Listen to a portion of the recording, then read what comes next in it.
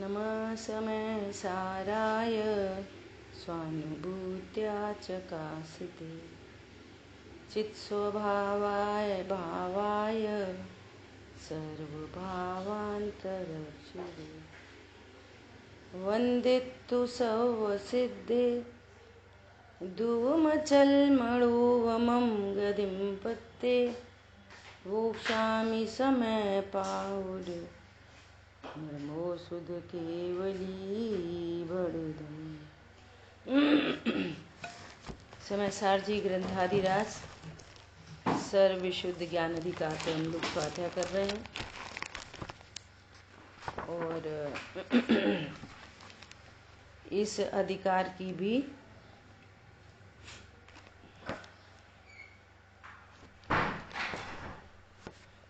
बोलो कौन सी गाथा है? गाथा 348 से 355। 348 से 355। इसका गाथार्थ हो गया था। टीका पर अपने को चर्चा करनी थी, है ना? देखो क्या विषय चल रहा है यहाँ पे। कोई जीव एकांती आत्मा को सर्वथा करता जाने या अकर्ता जाने ऐसा वस्तु स्वरूप नहीं है, या सर्वथा नित्य जाने या सर्वथा अनित्य जाने ऐसा वस्तु स्वरूप नहीं है। वस्तु नित्य अनित्यात्मक है, वस्तु कर्ता अकर्ता है। अब एक ही वस्तु कर्ता भी है अकर्ता भी है, एक ही वस्तु नित्य भी है अनित्य भी है। तो कह रहे हैं कि अपेक्षा से, द्रव्य अपेक्षा से देखेंगे तो वस्तु नित्य है और पर्याय अपेक्षा से देखेंगे तो वही वस्तु अनित्य दिखाई देती है। वही वस्तु सामान्य है, वही वस्तु विशेष है, वही वस्तु भेद रूप दिखती है, वही वस्तु अभेद है। ये एंगल है देखने का। वस्तु तो अनंत धर्मात्मक ही होती है ना? ऐसे तो अब यहाँ पे बात चल रही है, वापस से कर्म की बात चल रही है। ये कह रहे हैं कि एक द्रव्य दूसरे द्रव्य का कैसे करे। तो बात आई यदि तू उससे तन्मय हो जाए, उसमयी हो जाए, तो कहेंगे कि एक द्रव्य ने दूसरे द्रव्य का कुछ किया। क्योंकि चीनी का जो कुछ बनेगा वो मिठासमयी होगा, और जो मिठासमयी है वो चीनी से ही बनेगा।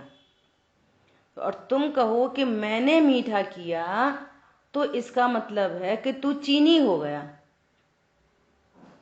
मीठा तो चीनी करती है और तू बोलता है मैंने मीठा किया, तो तुम चीनी हो क्या?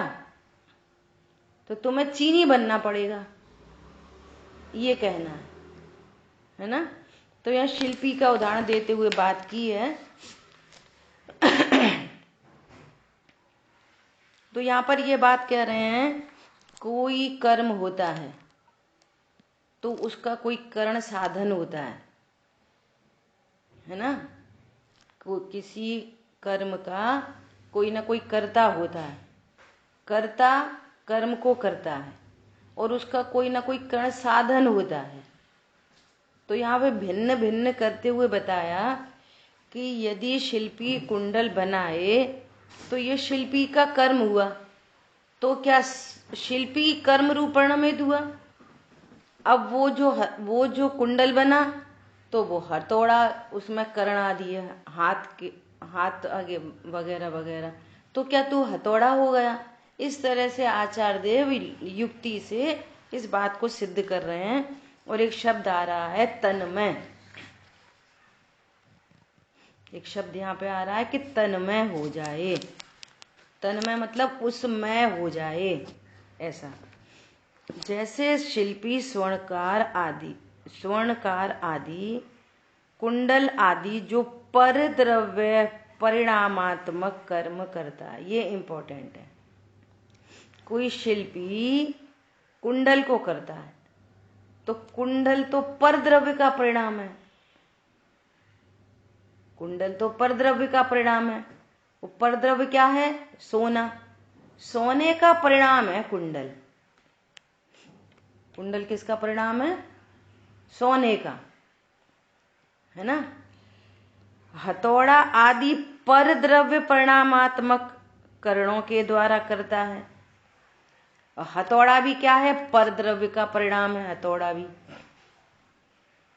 तो शिल्पी ने कुंडल को किया कि शिल्पी ने हथौड़ा को चलाया।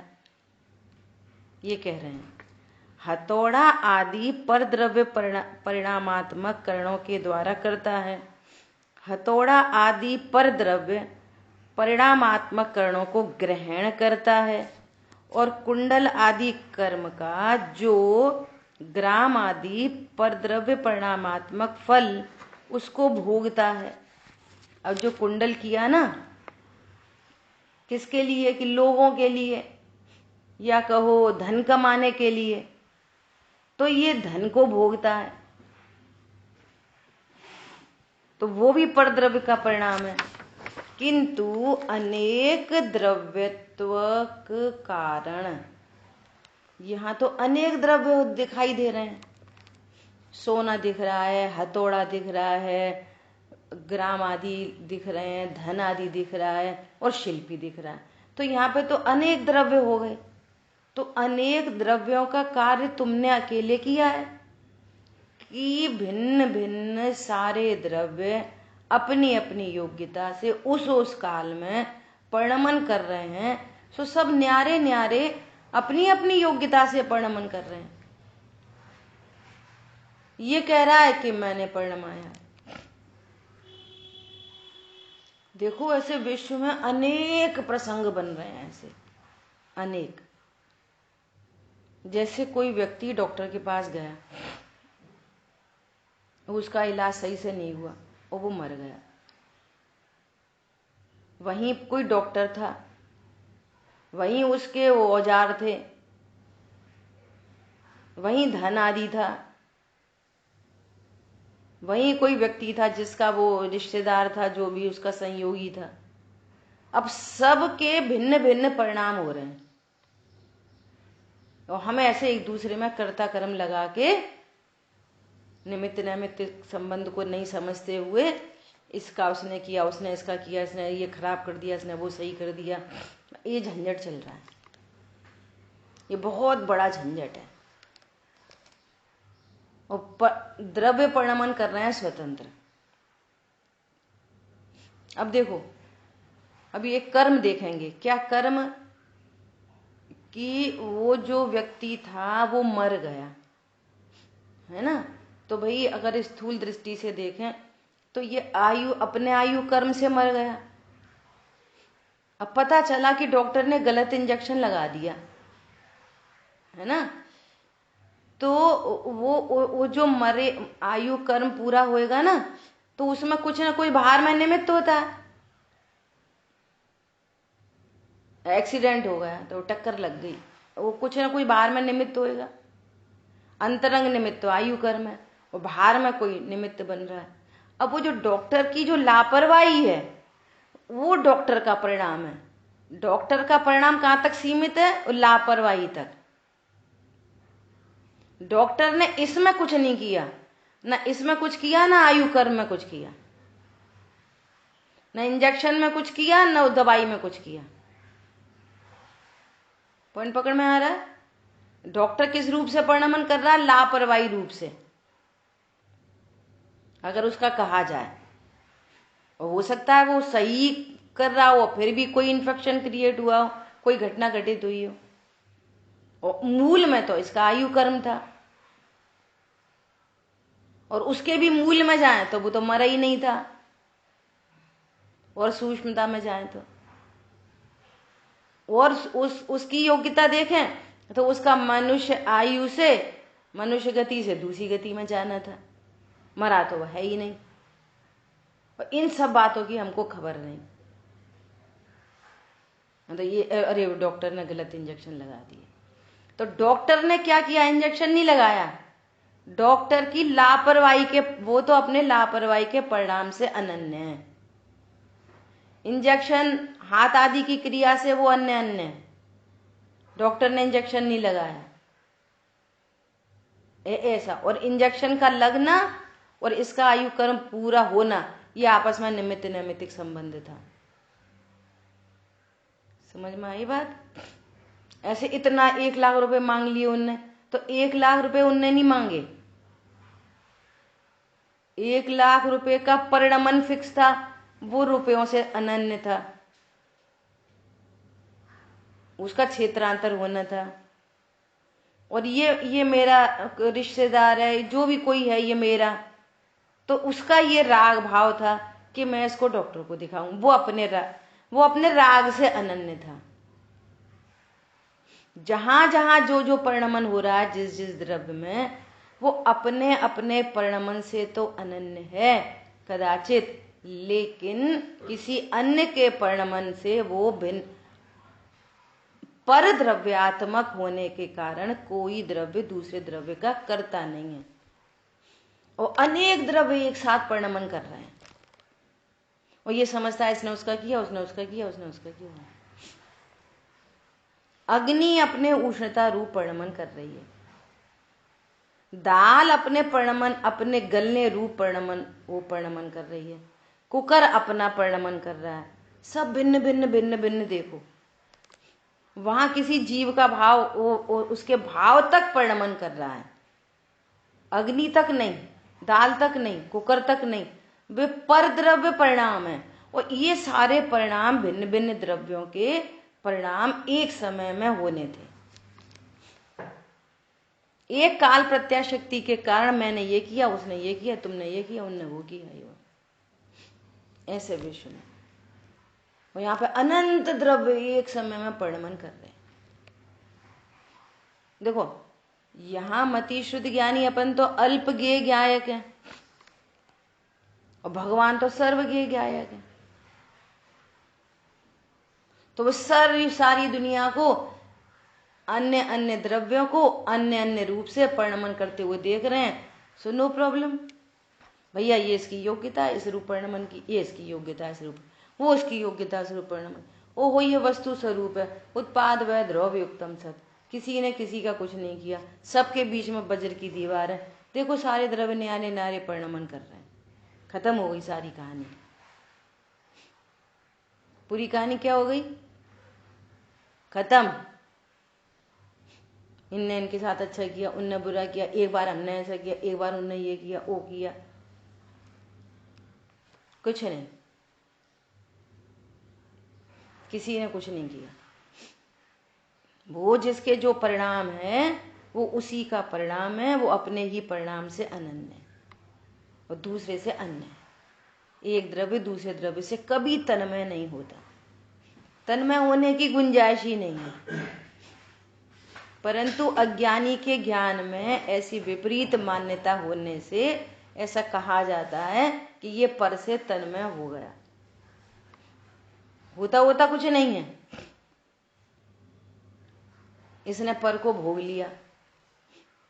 इनने पहले कैसे अभक्ष खाया और अब तो हम भक्ष खाते हैं, न अभक्ष खाया कभी और न भक्ष खाते हैं कभी। फिर चरणान योग में ऐसी बातें क्यों आती हैं? इसलिए आती हैं कि तुम वास्तव में हो तो अनाहरी स्वरूप और तुम्हारी भूख मिटी नहीं है अभी। हो तो क्या? अनाहरी स्वरूप। स्वभाव के आश्रय से भूख मिटेगी। भूख 4 प्रकार की होती है। भूख कितने प्रकार की होती है? 4 प्रकार की। स्वभाव के आश्रय से अनंतानुबंधी मिटेगी, स्वभाव के आश्रय से अप्रत्याख्यान मिटेगी, स्वभाव के आश्रय से प्रत्याख्यान मिटेगी। देखो फिर मुनिराज दिन में एक बार खड़े खड़े अल्प आहारी, और फिर संजुलन भी मिट जाएगी, तो हमेशा अनंत काल के लिए भूख मिट जाएगी। तो जब तक भूख नहीं मिटी है तब तक यहाँ पर ये उपदेश है कि फिर कैसा आहार ग्रहण करो कि जिसमें अल्प आरंभ हो, अल्प परिग्रह हो, अल्प हिंसा हो, अन्य जीव तुम्हारे चक्कर में बेचारे क्यों परेशान हो। ये उपदेश है। उसका अर्थ कोई ऐसा निकाल ले कि नहीं हमें तो शुद्ध खाना चाहिए। अरे फर्स्ट में तो मैं अनाहारी स्वरूप हूं, और ये विकार मिटाने हैं। हूं मैं अनाहारी स्वरूप, और ये स्वरूप को नहीं जान के विकार चल रहा था, सो ये भूख का विकार उत्पन्न हो रहा है। भूख क्या है? विकारी परिणाम। अब ये विकारी परिणाम को अभाव करने के दो तरीके हैं। या तो स्वभाव का आश्रय लिया जाए तो कर्म की निर्जय हो जाए, और नहीं तो फॉर टाइम बीइंग कोई परद्रव्य से उसको फुलफिल किया जाए। दो तरीके हैं। या तो स्वभाव के आश्रय से इच्छा का अभाव हो, सो वो पूरी एकदम अभाव होती नहीं है, क्रम पड़ता है। अनंतानुबंधी मिटेगी, अप्रत्याख्यान मिटेगी, प्रत्याख्यान मिटेगी। लेकिन भिन्न भिन्न द्रव्य हैं, मैं भोजन को स्पर्श नहीं करता, ये तो मूलभूत बात से चूकना नहीं कभी। और मेरी परिणति में राग उत्पन्न हो रहा है, भोजन का भाव उत्पन्न हो रहा है, बस काम खत्म। वो ज्ञान, वो स्टमक खाली है ना, तो वो ज्ञान को ऐसा लग रहा है, क्या लग रहा है कि मेरा ही पेट खाली है, अब ये भरा जाए अब अच्छा है। तो जब तक ये स्वभाव का संपूर्ण आश्रय नहीं हो रहा, तब तक भैया उसको फिल करो। किससे फिल करो? तब ये कहा जाता है कि कम हिंसा से जो कार्यक्रम बन जाए, बस उतना। खाता तो मैं वैसा ही नहीं हूं, इसलिए वे उपदेश हैं। चरणानी योग के उपदेश क्यों हैं? अरे अब स्थिर रहा नहीं जाता, स्थिर रहा नहीं जाता तो क्या करो? स्थिर रहा नहीं जाता तो पूजा पाठ करो, या तो तुम स्वभाव में ही ठहर जाओ, जरूरत ही नहीं कोई की। और नहीं ठहर पा रही तो कहां जाओ? देवशास्त्र गुरु के पास। ये उपदेश है। पॉइंट समझ में आया? और ये निर्णय पहले है कि एक द्रव्य दूसरे द्रव्य का कुछ करेगा नहीं, देवशास्त्र गुरु हमारा कुछ करेंगे नहीं, इस निर्णय पूर्वक वो परिणति वहां पे टीवी फिर कूलर में नहीं जाए। कहां जाए? भगवान के पास जाए। ऐसा टोडरमल जी ने ऐसे लिखा। ऐसे तो वो कन्या, वो शीलवती स्त्री अपने घर में ही रहे, ऐसे तो अपने ही घर में रहे, और कुछ काम पड़े तो अपने पिता के यहाँ चली जाए। अनंत पिताजी मेरे, जिनवाणी मेरी माता, वहां चली जाए। लेकिन अयोग्य स्थान पर, कुपुरुष के पास कभी नहीं जाए। ऐसा तो इसलिए पाप प्रवृत्ति को छुड़ाते हैं और देवशास्त्र गुरु के पास ले जाते हैं, लेकिन हमारा पर्पज न वो छुड़ाना है और न देवशास्त्र गुरु के पास भेजना है। हमारा पर्पज तो ये है कि तू अपने में ही ठहर जा। समझ में आ रही है बात? ठहर नहीं पा रहे तो वहां जा देवशास्त्र गुरु के पास, और ठहर ही गया अपने में तो कहीं जाने की जरूरत नहीं। ऐसा सुंदर अलौकिक मार्ग है।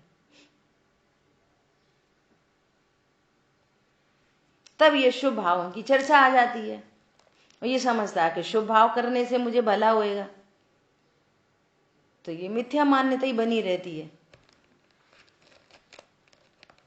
देवशास्त्र गुरु से मुझे भला होगा, भला हो सकता है कि नहीं हो सकता? अरे कभी नहीं हो सकता। पूर्ण पता है, उसमें कहो ना गद्य में तो पेट दुखते हैं और पद्य में खुद ही गाते रहते तो प्रॉब्लम नहीं है।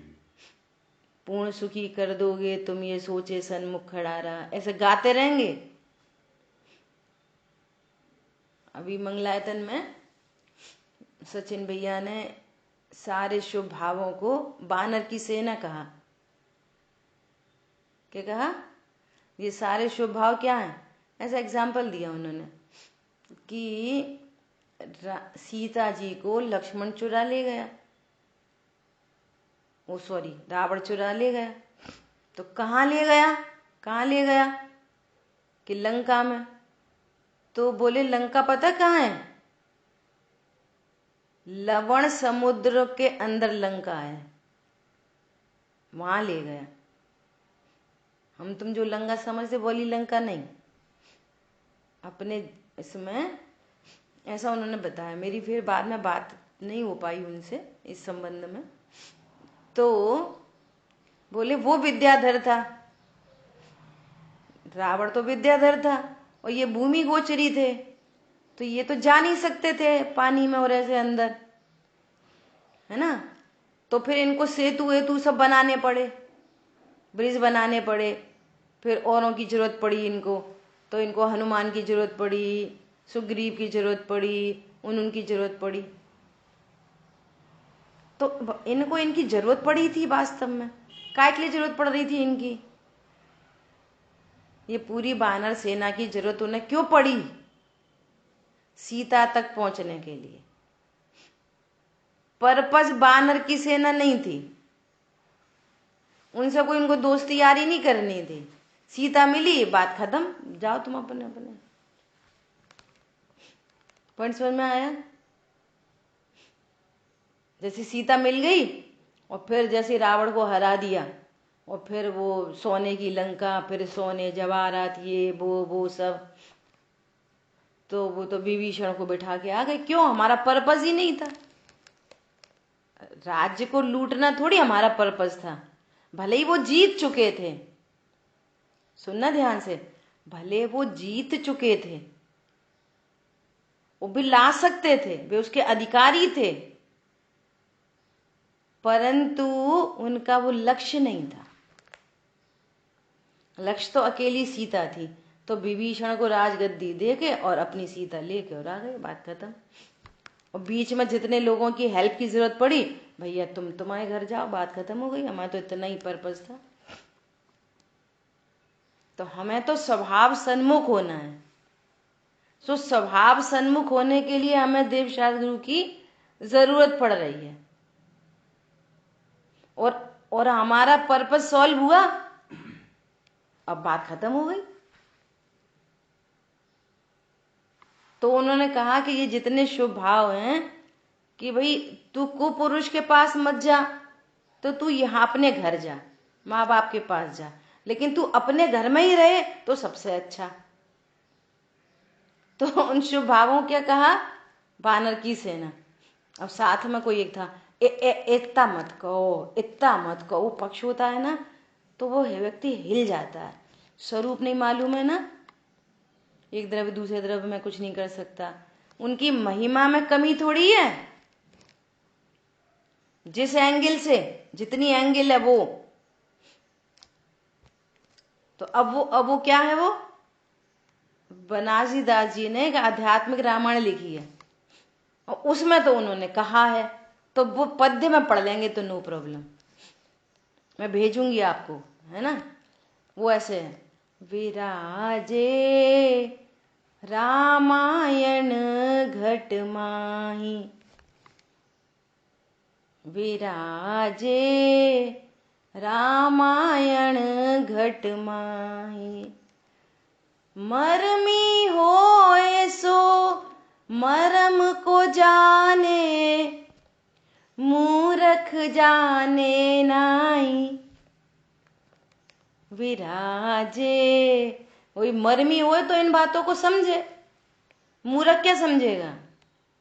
फिर उन्होंने पूरा राम कौन है, सीता कौन है, लक्ष्मण कौन है, बानर की सेना कौन है, सब पूरा रूपक बना के, बहुत सुंदर है। आज ग्रुप पे डालेंगे, सुनना सब लोग, बहुत अच्छी है वो है। तो ये वाली बात है। परद्रव्य मतलब परद्रव्य, परद्रव्य मतलब परद्रव्य। अब ये गायक की चर्चा आने वाली है आगे। हम दर्पण में ऐसा बोलते हैं ना कि दर्पण में मोर झलके, तो दर्पण में क्या होता? दर्पण में भगवान की प्रतिमा झलके, दर्पण में क्या होता? कुछ नहीं होता। ऐसी ज्ञायक कौन है? ज्ञायक है ज्ञान। अभेद करके भगवान आत्मा को भी ज्ञायक कहते हैं। वास्तव में जानने वाला तो ज्ञान है, जानने वाला तो ज्ञान है, तो ज्ञान है वास्तव में ज्ञायक, है ना। अब ज्ञान में पत्नी बच्चे दुकान मकान झलके और देवशास्त्र गुरु झलके ज्ञान में, तो ज्ञान किससे अच्छा हुआ? पत्नी बच्चों से कि देवशास्त्र गुरु से?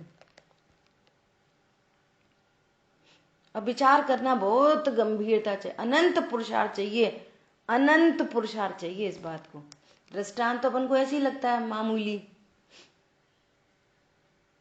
दृष्टांत समझ में आ जाए तो भी बहुत बड़ी बात है, और फिर सिद्धांत में अप्लाई हो जाए।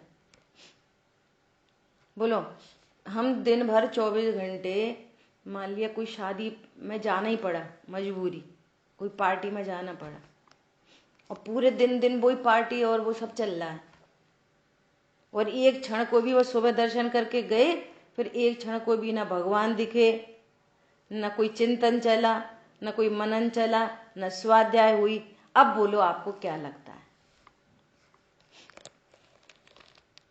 अब ज्ञान में भी सब झलक रहे, ऊधमबाजी, नाचना गाना, खाना पीना। अब बोलो आप कि ज्ञान में मोर झलक रहा, दर्पण में मोर झलक रहा, और दर्पण में भगवान की प्रतिमा झलक रही,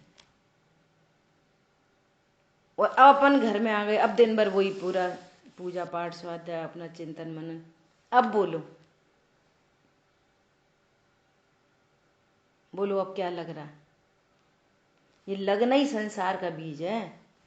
सही बात है, माँ लगे रहे, माँ फंसे रहे, माँ ये रहे, ये बिल्कुल हमारा तो कोई रूटीन ही नहीं हुआ, वैसा नहीं हुआ, ये नहीं हुआ, अब आ गए तो अब सब ऐसा ऐसा ऐसा ऐसा है।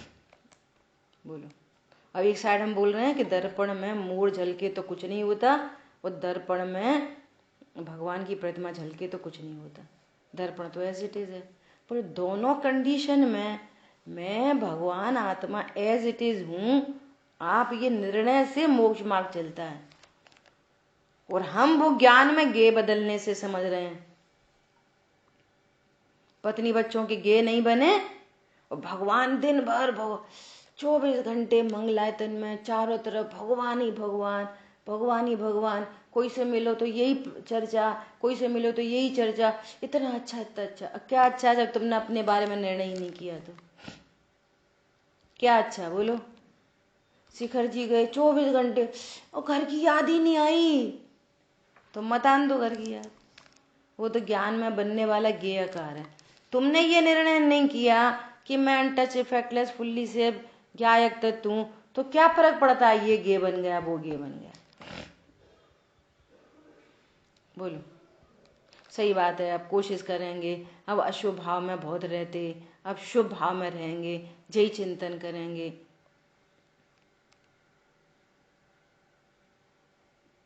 दिन भर काय में रहेंगे? शुभ भाव में ही रहेंगे। अब तो ज्यादा कोशिश यही कर। सही बात है। अब क्या क्या बोलें, क्या सही बात है? पर द्रव्यात्मक,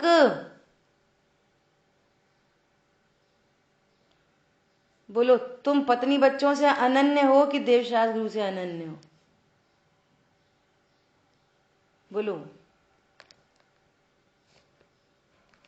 जी किसी से भी नहीं अनन्य, स्वयं से अनन्य। वीर सागर जी भाईसा का प्रवचन सुना सबने? उनका कोई विकल्प मत करो, तो उसका इतना मैसेज था कि पर मैं कुछ कर नहीं सकता, ऐसा जानो बस। तो वो सहज बने, वो विकल्प मिटते चले जाते।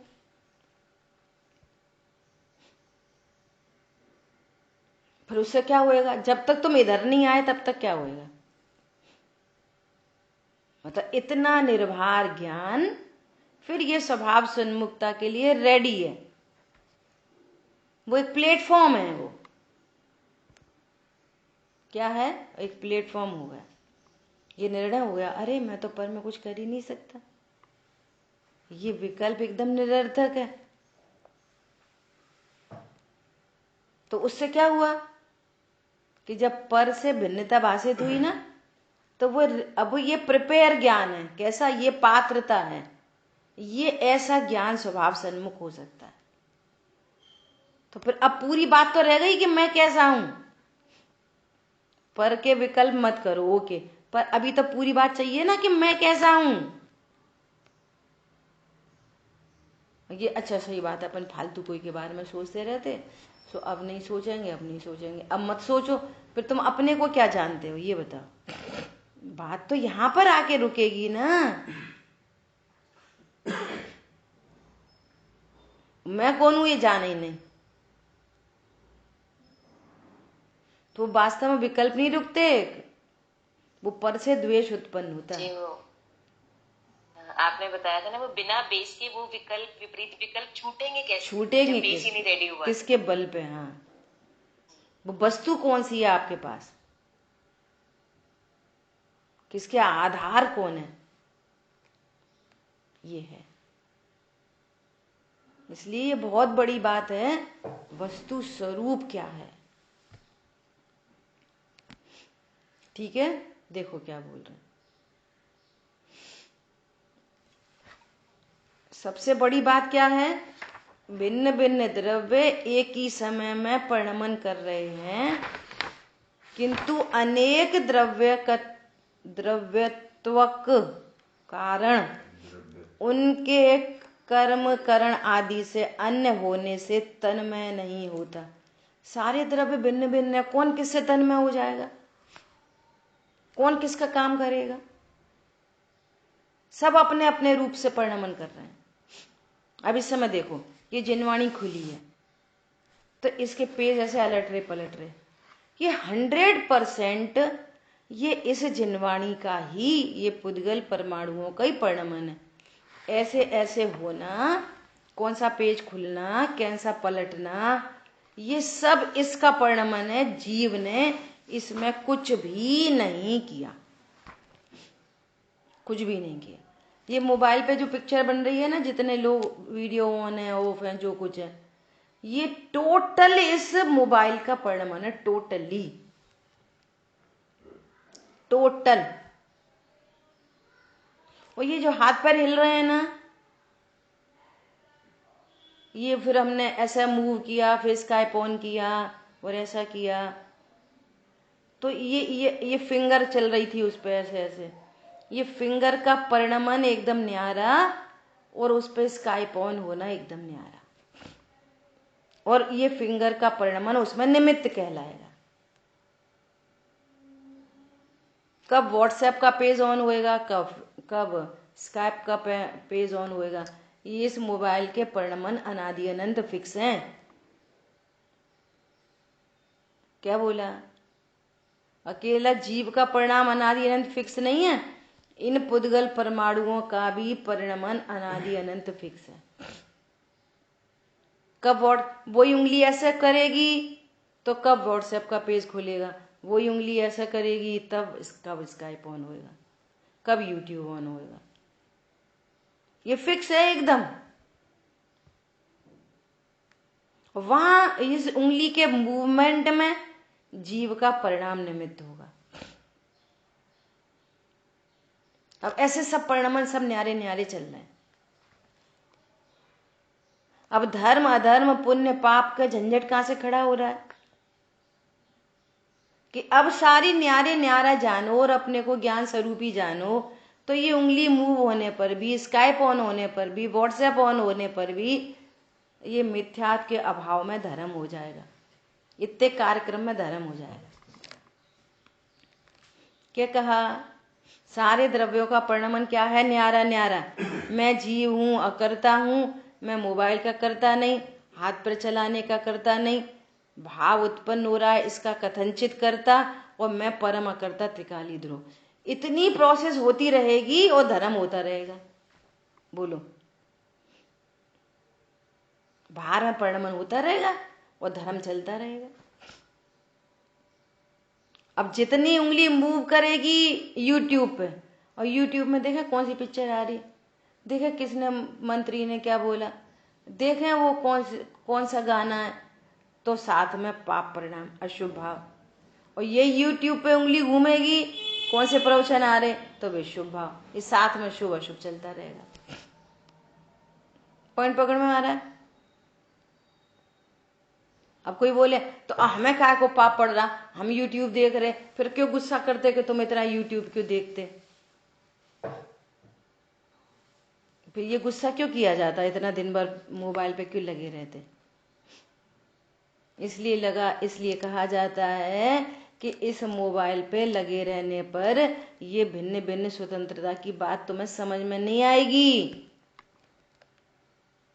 क्या बोला, तो वहां अपनी समय शक्ति लगाओगे तो ये वाली बात समझ में नहीं आएगी। तो स्वाध्याय का उपदेश दिया जाता है, तुम स्वाध्याय करो और फिर ये समझो कि ये द्रव्य सुख का कारण नहीं, इसका परिणमन करता मैं नहीं, मैं स्वयं सुख स्वरूपी हूँ, स्वभाव के आश्रय से सुख होता है, मोबाइल के आश्रय से किसी को सुख नहीं होता। ये वाली बात यहाँ समझ में आएगी, व्हाट्सएप फेसबुक में समझ में नहीं आएगी। तो ये समझाने के लिए उसका निषेध किया जाता है। समझ में आ रही है बात। बाकी परिणमन सब द्रव्यों का भिन्न भिन्न और न्यारा न्यारा। अब जिसको अभी समझ नहीं है तो वो उसकी उंगली उधर ही चलेंगी, उसके भाव वहीं जाएंगे। ये नेचुरल व्यवस्था है, अनादि अनंत फिक्स है ना। ऐसा करता धरता कोई नहीं है, कहीं से कहीं तक किसी का भी। ऐसा सब जगह देखो, ये देखो कार्य क्या हुआ, ये किस द्रव्य का परिणमन, उससे कौन तन में है, ये कार्य क्या हुआ, इसमें कौन किस द्रव्य का परिणमन, इससे कौन तन में है, और दोनों के बीच में क्या है कि निमित्त नैमित्तिक संबंध है, कोई कर्ता कर्म संबंध नहीं। हमने नहीं मोबाइल ऑन किया, हमने नहीं जिनवाणी के पन्ने पलटे, हमें तो भाव हुआ बस। तो हम तो अपने भाव से अनन्य हैं, मोबाइल और जिनवाणी से कभी नहीं। कोई नहीं, अज्ञानी भी नहीं और ज्ञानी भी नहीं, कोई द्रव्य नहीं। अज्ञानी हो ज्ञानी हो, प्रत्येक द्रव्य अपने अपने परिणामों से अनन्य है। उसमें अज्ञान उत्पन्न हो रहा है तो अज्ञान से अनन्य है, सब में ज्ञान हो रहा है तो सब में ज्ञान से अनन्य है। राग उत्पन्न हो रहा है तो राग से अनन्य है, और वीतरागता उत्पन्न हो रही तो वीतरागता से अनन्य है। पर द्रव्य से तो कोई द्रव्य दूसरे द्रव्य से तन्मय होता नहीं, कभी नहीं, किसी भी प्रकार से नहीं, पूरे विश्व में गुंजाइश नहीं। ये सारा भ्रम है कि हमने शुद्ध खाया अशुद्ध खाया, अम्मा गई ये धरा ये उठाया, इसका त्याग किया इसका ग्रहण किया, ये पूरा भ्रम है। ये पूरा क्या है, मैंने इसका त्याग कर दिया और इसको रख लिया, ये पूरा भ्रम है, टोटल भ्रम है। क्या बोल रहे हैं, इसलिए निमित्त नैमित्तिक भाव मात्र से ही वहां कर्ती कर्मत्व का और भोक्ता भोग्य का व्यवहार है, व्यवहार से कहा जाता है। व्यवहार है का अर्थ क्या लगाना, व्यवहार से कहते हैं। अभी ऐसा व्यवहार से बोला जाएगा, क्या बोला जाएगा, अरे आपने प्रवचन किए, आपने क्लास ली, आपकी सुबह क्लास कौन लेता है, तो कहेंगे वे क्लास लेते हैं, ऐसा। तो ये व्यवहार से कहा जाता है। ये वचन तो 100% भाषा वर्गणा परिणमन कर रही है। वो यहाँ पे होठ दंत तालु हिल रहे हैं, शरीर का परिणमन है। जीव शरीर के परिणमन से कभी तन्मय नहीं होता, जीव शरीर का परिणमन नहीं कर सकता, और जीव बोल नहीं सकता। जीव बोल नहीं सकता, वो भाषा वर्गणा का परिणाम है, वो उससे अन्य है, अनन्य नहीं है। जीव में क्या हो रहा कि जीव में एक भाव उत्पन्न हो रहा, बस। शरीर का कर्ता नहीं और भाषा वर्गणा का कर्ता नहीं। किसका कर्ता?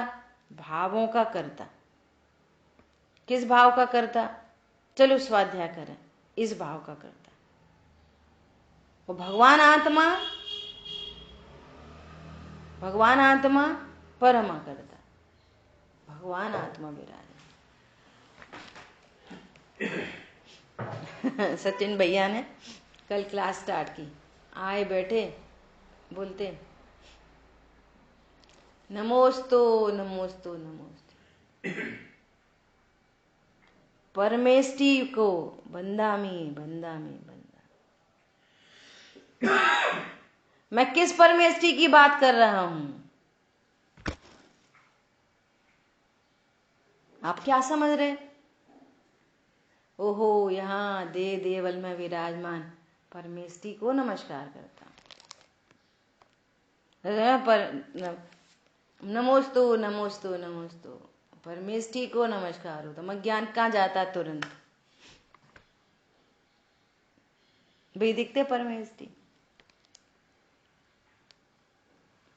वो नमक की डली, सुनना ध्यान से, वो नमक की डली जो उसका खारापन है, वो दूसरी नमक की डली को तो नमक समझता है, लेकिन वो खारापन खुद ये बोलता है मैं थोड़ी नमक हूं,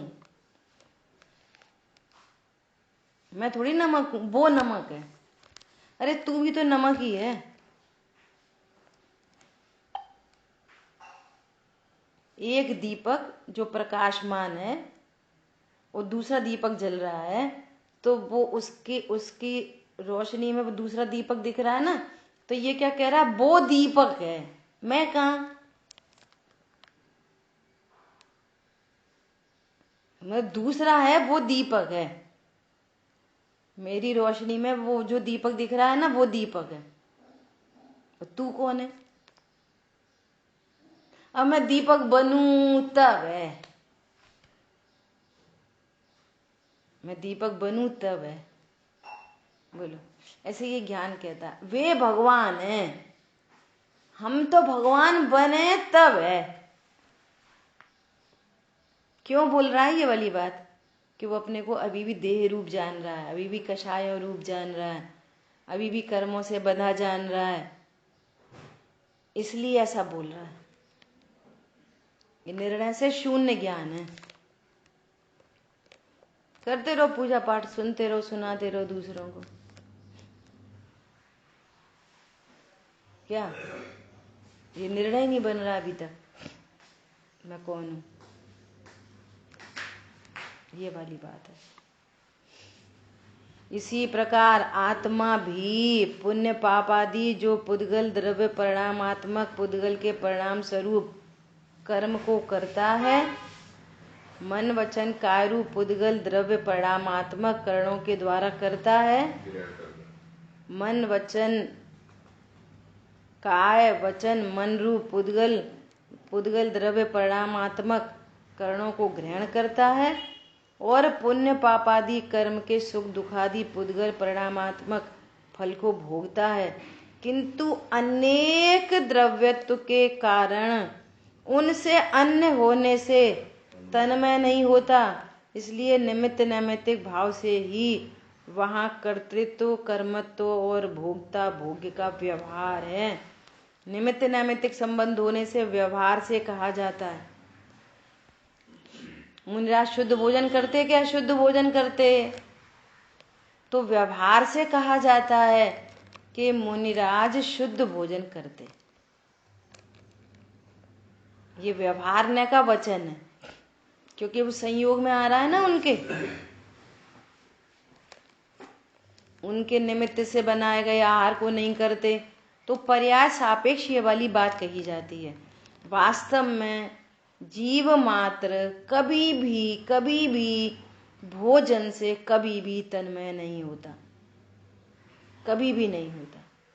परंतु एक क्षेत्रावगाह संबंध शरीर के साथ एक क्षेत्रावगाह संबंध होने के कारण वो भोजन उस शरीर में लगते हुए दिखाई दे रहा है, तो व्यवहार में ऐसे कहा जाता है कि मुनिराज शुद्ध भोजन करते हैं, शुद्ध आहार लेते हैं। ये व्यवहारने का वचन है। मुनिराज तो अनाहारी स्वरूप है, प्रत्येक जीव मात्र अनाहारी स्वरूप है। वो ऐसे घनिष्ठ निमित्त नैमित्तिक संबंध देखे जा रहे हैं, इसलिए व्यवहारने से वो कथन किया जाता है।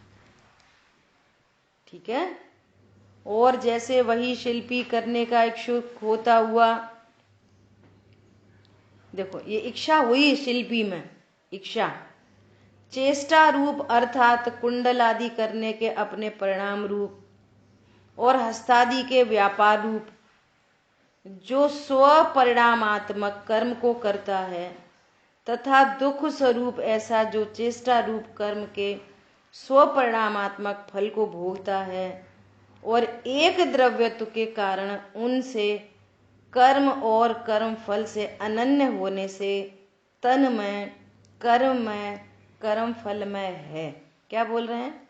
अभी स्थूल दृष्टांत में वो शिल्पी है ना, जो शिल्पी मनुष्य खड़ा किया, तो कह रहे हैं कि मनुष्य भी हथौड़ा का करता नहीं, मनुष्य भी कुंडल का करता नहीं, फिर वो मनुष्य भी किसका करता कि अपनी हाथ की क्रियाओं का मनुष्यपन है। अभी दृष्टांत में अपनी, क्योंकि वो शिल्पी है ना, तो वो किससे अनन्य है? अपने हाथ से अनन्य है, हथौड़ा से नहीं, अपने हाथ की चेष्टाओं से अनन्य है, कुंडल से नहीं। ये दृष्टांत है ना। तो शिल्पी को हम दिखाई देख रहे हैं स्पष्ट कि शिल्पी तो अपने हाथ की क्रियाओं से अनन्य है। ये मैं डायरेक्ट चरण चक्षु से दिखाई दे रहा है, हथौड़े से तो अनन्य नहीं है, हथौड़ा तो भिन्न वस्तु है, और कुंडल से भी अनन्य नहीं है, कुंडल भी भिन्न वस्तु है। ये तो हमें चरण चक्षु से दिखाई दे रहा है, इसलिए आचार्य शिल्पी का उदाहरण ले रहे हैं। आंखों से दिखाई दे रहा नहीं दिखाई दे रहा, हथौड़ा अलग है, शिल्पी अलग है, हथौड़ा अलग है, कुंडल अलग है, कुंडल अलग है, शिल्पी अलग है। तो जैसे ये सब द्रव्य अलग अलग परिणमन कर रहे हैं, इनमें आपस में निमित्त नैमित्तिक संबंध बन रहा है। तो वो शिल्पी हथौड़ा से तो पर द्रव्य है और शिल्पी कुंडल से पर द्रव्य है, लेकिन हाथ आदि की चेष्टाएं तो वो शिल्पी की हैं, इसलिए वो अपने हाथ की चेष्टाओं से अनन्य है। और वो चेष्टा करने के समय जो उसको सुख दुख हो रहा है, अच्छा लग रहा है या नहीं अच्छा लग रहा, वो उस परिणाम से तो अनन्य है, सुख दुख से और हाथ आदि की चेष्टाओं से तो अनन्य कह रहे हैं। लेकिन ये तो एकदम भिन्न द्रव्य है, हथौड़ा कुंडल तो एकदम भिन्न द्रव्य है। ये दृष्टांत हुआ। अब सिद्धांत में क्या बोलेंगे देखो, इसीलिए परिणाम परिणामी भाव से वही कर्ता कर्मपन और भोक्ता भोग्यपन का निश्चय है।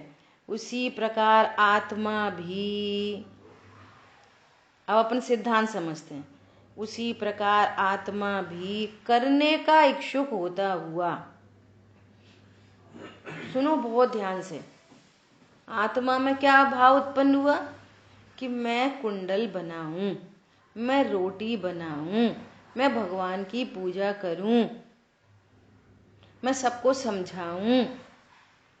ऐसे अनेक प्रकार के भाव, शुभ या अशुभ भाव जीव की पर्याय में उत्पन्न हुए, तो जीव उन पर्यायों से अनन्य है।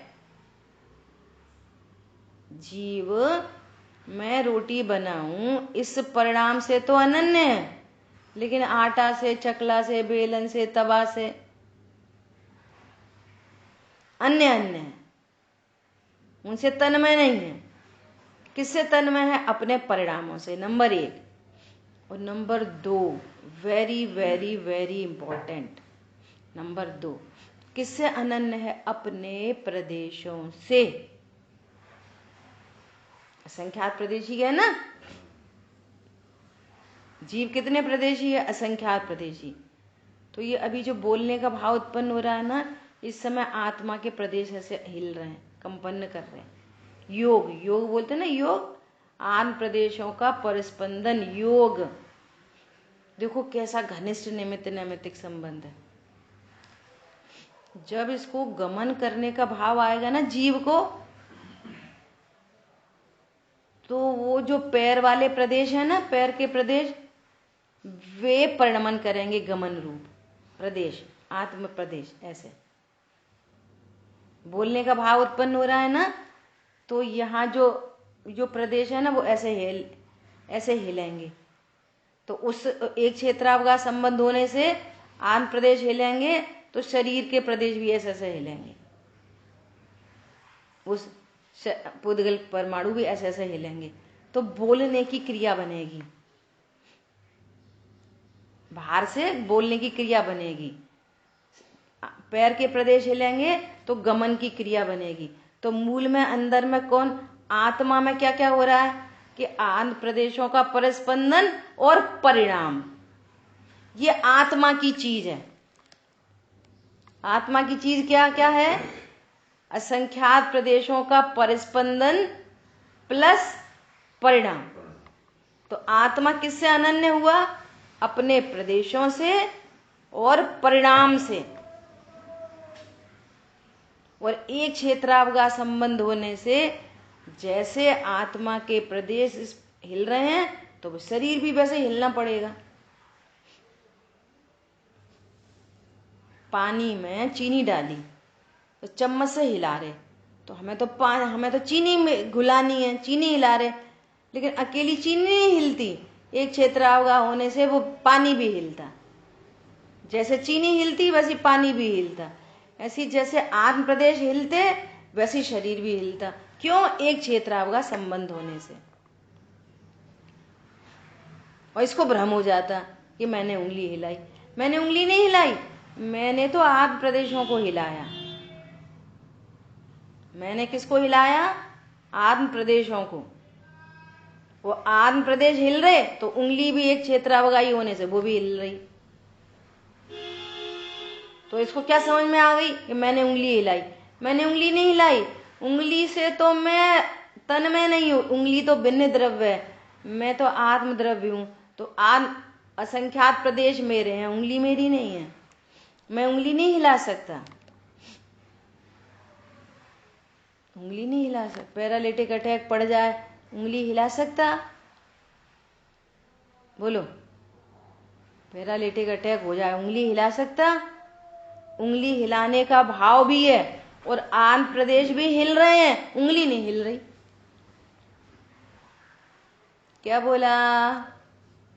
आत्म प्रदेश हिल रहे हैं और भाव भी है। अरे मेरा हाथ नहीं उठ रहा, कब उंगली हिलाऊं, उंगली हिलाऊं, कब हिलाऊं? भाव, बहुत तेज भाव है कि मेरी उंगली हिलने लग जाए। अब ये भाव भी है और आत्म प्रदेश भी हिल रहे हैं, लेकिन शरीर नहीं हिल रहा। इसका मतलब क्या है? शरीर भिन्न द्रव्य है। निर्णय करो, शरीर भिन्न द्रव्य है। तो ऐसी विडंबना है कि ऐसा होते हुए दिख रहा है, किसी दूसरे में दिख रहा है, अपने में दिख रहा है। तो उंगली हिलाने का प्रयास है, लेकिन भेद ज्ञान करने का कोई प्रयास नहीं है। दिख रही है चीजें, वंस अगेन ट्राई करते रहते और उपाय बनाते रहते, लेकिन ये निर्णय नहीं करते कि शरीर का परिणमन नहीं आ रहा है, जीव का परिणमन नहीं आ रहा है। वो प्रकृति स्पष्ट दिखा रही है, परंतु हम नहीं देख रहे। बोलो, रोटी बना रहे हैं, पूरे मन से बना रहे हैं, पूरे उपयोग लगा के बना रहे हैं, और तो भी थोड़ी जल गई।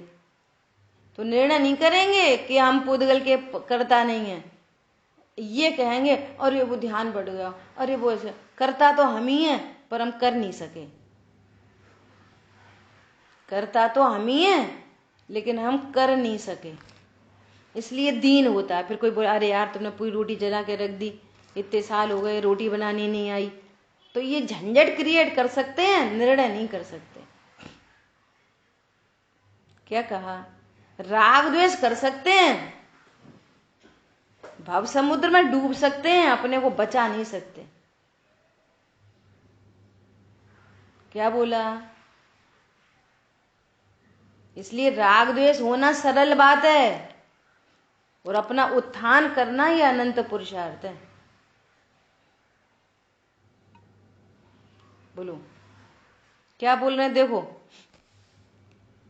उसी प्रकार आत्मा भी करने का इच्छुक होता हुआ, आत्मा में क्या हुई?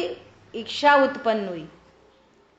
करने का इच्छुक होता हुआ चेष्टा रूप, आत्मा की चेष्टा क्या है? रागादि परिणाम रूप और आत्म प्रदेशों के व्यापार रूप। आत्मा इनसे अनन्य है, रागादि भावों से और प्रदेशों के व्यापार से, प्रदेशों का परिस्पंदन। ऐसा जो आत्म परिणामात्मक कर्म उसको करता है, आत्मा इसको करता है। किसको करता है? रागादि भाव को। रागादि में तीनों लगा लेना, ज्ञान श्रद्धा चारित्र। यदि मिथ्या दृष्टि है तो अज्ञान, मिथ्यात्व और राग द्वेष। और सम्यक ज्ञानी है तो सम्यक ज्ञान, सम्यक दर्शन, और फिर भी अभी उसको राग उत्पन्न हो रहा है तो राग का करता है, जितना शेष राग है ना। ऐसा जो आत्म परिणामात्मक कर्म उसको कर, आत्मा किसको करता है? ये है आत्मा के परिणाम, ज्ञान श्रद्धा चारित्र और आत्म प्रदेशों का परिस्पंदन। मोक्षा प्रकाशक जी में तीसरे अधिकार में ये पूरा लिखा है प्रकरण, पूरा ये रखा है। एक मिनट, पेज नंबर तीसरे अधिकार में, जहाँ जीव, तीसरे चौथे अधिकार, जीव जीव की भूल में ये पूरी चर्चा लिखी है। पूरी पांचों इंद्रिय के बारे में लिखा है। बोलने का भाव होता है, क्रोध का परिणाम होता है, आठ प्रदेशों को हिलाता है, ऐसा पूरा लिखा है।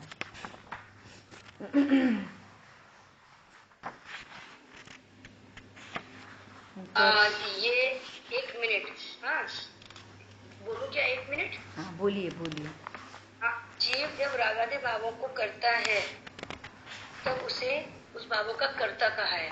लेकिन ये भाव तो होंगे, लेकिन ये भाव होने के बीच में भी वो जब अपने को ये जानता है ये करने वाला मैं नहीं, तो वहां पर वो अकर्ता, वहां अकर्ता कहेंगे। हमारे ये अभ्यास वाली चीज कि जब वो ऐसे कह रहा है ये करने वाला मैं नहीं हूँ, भी रोटी का बताया, ऐसे हर कामों में, हर कार्य में, हर समय में ऐसे अपना ध्यान आ जाए तो कितना बड़ी उपलब्धि होगी।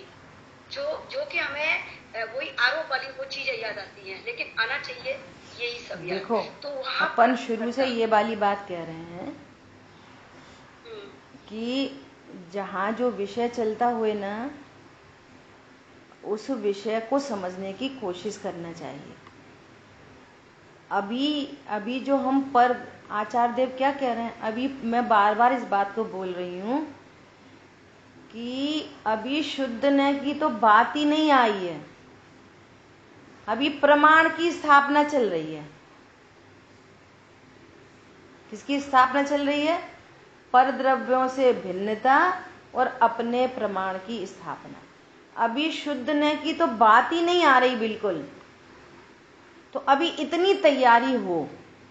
क्या तैयारी हो? आचार्य देव जितना दिखा रहे, अगर हम उसको देख के पक्का करते चले जाएंगे तो हम कभी कंफ्यूज नहीं होंगे। अभी जो गाथा चल रही है, जो विषय चल रहा है सर्वविशुद्ध ज्ञान अधिकार में, बारंबार वो प्रमाण की स्थापना कर रहे हैं, कथनचित कर्ता कथनचित अकर्ता की सिद्धि कर रहे हैं। अब ये कह रहे हैं कि कथनचित कर्ता किसका कर्ता? तो अपने परिणामों का कर्ता, अपने प्रदेशों का कर्ता, पर द्रव्य का कर्ता नहीं। तो अभी ये तैयारी करो।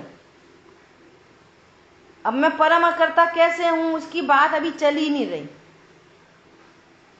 जब आचार्य भगवान वहां से बात करेंगे ना तो अपन उस विषय को मजबूत करेंगे। अभी तो ये मजबूत करो कि आत्मा में मेरे में क्या हो रहा है, मेरे में क्या क्या हो रहा है और पर द्रव्यों में क्या क्या हो रहा है। हमको ये भ्रम जो हो रहा है कि मैं पर द्रव्य को करता हूं, ये भ्रम को मिटाओ। तो फिर मेरे में क्या हुआ कि मेरे में ये परिणाम हुए और आत्म प्रदेशों का परिस्पंद हुआ। ओहो, मेरे में ये हो रहा है। सही है, सही है। तो इसकी मजबूती करो अभी तो हमारे को ये भ्रम मिटे। अभी भी ये भ्रम बना, मेरे पास चीजें आती है ना तो मुझे पकड़ में आ रही है बातें। अभी भी हमें ये भ्रम हो रहा है कि हम वो पर का कर सकते और हमें वो नहीं करना चाहिए, और हम ये वाला पर अच्छा ये करना चाहिए और ये हम कर सकते। हमें अशुद्ध भोजन आदि नहीं करना चाहिए और हमें शुद्ध भोजन करना चाहिए। यहां पर कह रहे हैं कि तू किसका करता है ये बता।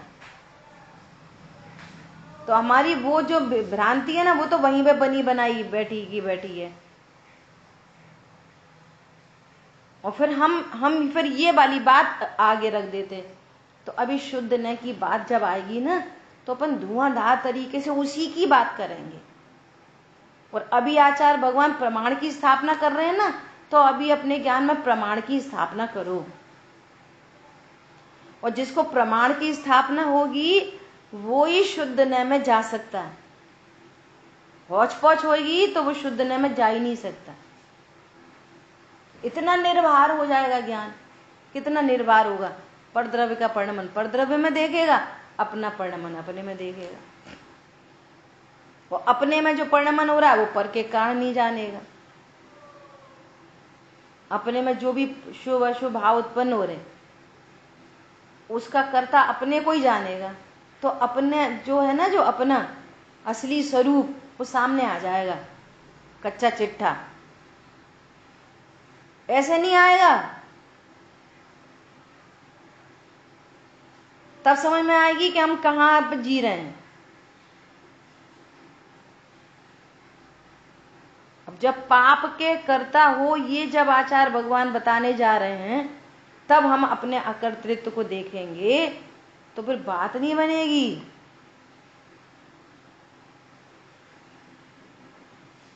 आचार्य देव जब परिणामों का कर्ता तुमको बता रहे हैं तब हम अकर्ता देखेंगे तो फिर उसका कर्ता कौन सिद्ध होएगा। ये तो विषय चल रहा है। अब ये दो द्रव्यों के बीच में अत्यंता भाव की सिद्धि करो, बस अभी इतना करो। इसलिए कहा जाता है विषय और वक्ता के साथ चलते चलो, बस।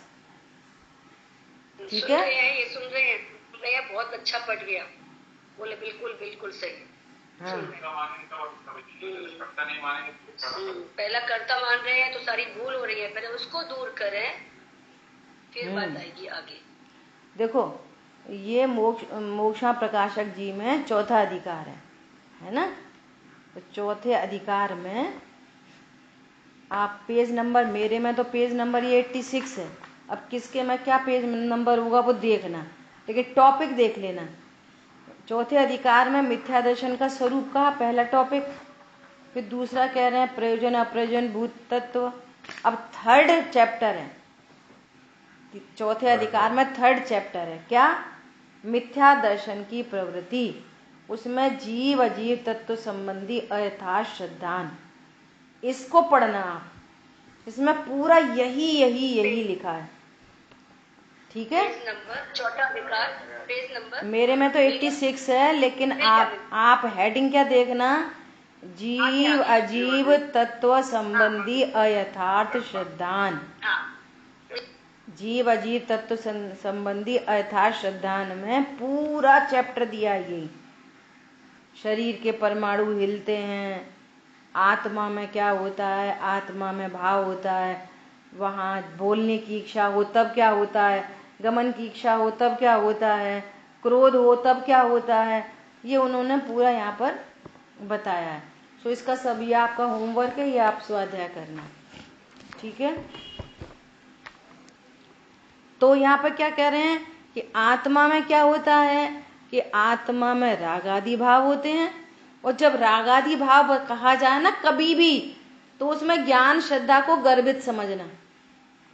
हमेशा जब कभी भी राग आदि शब्द कहा जाए तो वहां पे ज्ञान और श्रद्धान गर्भित है। लिखा ही है ना, राग आदि। आदि में क्या लोगे? ज्ञान और श्रद्धान। ठीक है, ऐसा।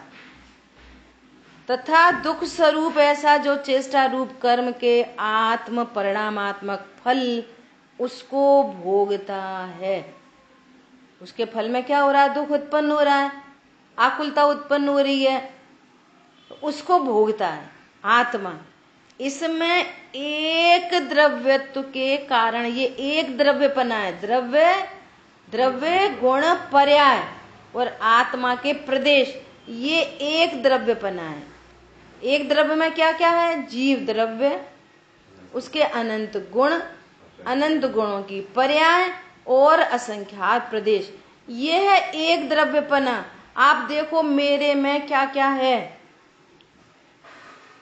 जीव द्रव्य, मैं पूछूंगी कल आपसे, ये जीव द्रव्य, अनंत गुण, अनंत गुणों की पर्याय, असंख्यात प्रदेश, ये है एक द्रव्यपना। एक द्रव्यत्व के कारण उनसे अनन्य होने से तन्मय है। जीव इनसे तन्मय है, इनसे अनन्य है, और बाकी दूसरों से न तन्मय नहीं होता, अन्य अन्य है, अन्य अन्य। देखो फिर से, जीव को भोजन करने का भाव उत्पन्न हुआ। सुनना ध्यान से, समय अपना अधिक हो गया। जीव को भोजन करने का भाव उत्पन्न हुआ, तो यहीं पे तो एक भगवान आत्मा, अनंत गुण, अनंत गुणों की पर्याय, ज्ञान श्रद्धा चारित की पर्याय उत्पन्न हुई। यहाँ पर भूख का भाव उत्पन्न हुआ, और यहीं आत्म प्रदेशों का परिस्पंदन हुआ। ये एक द्रव्य परिणामात्मक, ये है एक द्रव्य। अब बस सीमा समाप्त हो गई, सीमा समाप्त, लाइन ऑफ कंट्रोल, एलओसी लग गई, इसके बाहर जीव नहीं है। अब उधर ओठ दंत तालू हिल रहे, तो ये जीव का, ये जीव नहीं है, भिन्न द्रव्य है। और इधर वो भोजन की थाली, और वहां से एक और आया, फिर ये मुंह में गया, तो मुंह में गया, जीभ में गया कि नहीं गया? अरे गजब हो गई, समझ में आ गई बात? इधर लाइन ऑफ कंट्रोल लगी है बिल्कुल, एलओसी, वज्र की दीवार, और उधर शरीर की भी वज्र की दीवार, दो दो दीवार, जीव की जीव में, शरीर की शरीर में। अब बोलो भोजन कभी किया कि नहीं किया? तो पाप क्यों पड़ा? इसलिए पड़ा कि तुम भोजन करते नहीं, वो भिन्न द्रव्य है और समझ रहे मैं भोजन कर रहा, अनंत पाप चल रहा। शुद्ध भोजन करते हुए भी अनंत पाप चल रहा, इसलिए पाप पड़ रहा है। अनंत बार गिरीवक उपजाए और पाप पड़ता रहा। मुनिव्रत धार अनंत बार गिरीवक उपजाए और पाप पड़ता रहा। संसार समुद्र का किनारा नहीं आया। बोलो क्यों नहीं आया? विचार करो। जो भिन्न द्रव्य है उसका कर्ता अपने को जाना। ये दुनिया समझ नहीं रही है, अनंत पाप है। हमको हिंसा, झूठ, चोरी, कुशील, परिग्रह पाप दिखते, वो अनंत पाप का खबर ही नहीं है। मिटाएगा कैसे? अभी तो खबर लगे कि ये पाप है, इसलिए प्रमाण की स्थापना कितनी जरूरी है। ऐसा तो क्या बोल रहे हैं? इसलिए परिणाम परिणामी भाव से वहीं कर्ता कर्मपन्यपन का और भोक्ता भोग्यपन का निश्चय है। जीव में जो पर्याय उत्पन्न हुई वो उसका कर्ता भोगता है, लेकिन रोटी का, शरीर की क्रिया का, हाथ पैर हिलाने का, पूजा करने का, द्रव्य चढ़ाने का, भगवान का अभिषेक करने का, कोई का करता नहीं। कितनी भ्रम की जिंदगी है, बोलो आप। भगवान की पूजा करने का करता है कि नहीं? भाव का करता है, लेकिन द्रव्य नहीं चढ़ाई कभी भी, भगवान के ऊपर जल डाला नहीं कभी भी। फिर क्यों कहते हैं रोज प्रक्षाल पूजा करनी चाहिए? इसलिए कहते हैं कि तुम तत्व निर्णय नहीं कर पा रहे तो तब वो ही करो। और क्या करें? समझ आ गई बात? वो क्या करोगे? मंद नहीं जाओगे तो टीवी के सामने बैठोगे और पाप में गिर जाओगे। तो श्री गुरु तो सबके उपकारी हैं, कम दिमाग वालों के भी और अच्छे दिमाग वालों के भी, सबके उपकारी हैं। और जो बेचारे असंगी हैं उनके भी हैं, उनके भी उपकारी हैं। जिनको शिक्षा नहीं दे सकते उनके भी उपकारी हैं। कैसे? हमसे बोल रहे हैं कि उनकी रक्षा करना। असंगी के उपकारी कैसे हैं श्री गुरु? उन्हें तो शिक्षा ही नहीं दे सकते, वे तो असंगी हैं। हमसे कह रहे हैं असंगियों की रक्षा करना, ऐसे उनके उपकारी हो गए। हमसे कह रहे हैं कि तुम पाप में, तुम तत्व ज्ञान नहीं कर पा रहे ना, तो पाप से बचाने के लिए शुभ क्रियाओं का उपदेश देते। और शुभ क्रियाओं का उपदेश तत्व ज्ञान के लिए दिया जाता। तो शार्प माइंडेड है, वे तत्व ज्ञान कर लेते तो सच्चा बहुमान आता उनके ऊपर, और तुमको झूठा बहुमान है उनके ऊपर, बहुमान ही नहीं है, जानते ही नहीं, बहुमान क्या करोगे? और फिर काय के लिए करोगे पूजा? के पुण्य बंधे। और ये क्यों करेगा पूजा? ये पूजा क्यों करेगा? मुझे स्वभाव का आश्रय हो, पुण्य पुण्य तो मुझे चाहिए ही नहीं। कौन भव संतति में रुलेगा? क्यों? उसका फल आएगा, भोगना पड़ेगा, फिर गतियां मिलेंगी, और हमको चाहिए नहीं। ओहो, निज निधि निज में बताई, ये अनंत उपकार है, इसीलिए जिनवाणी माँ को वंदना सतबार है। जय जिनेन्द्र सभी को।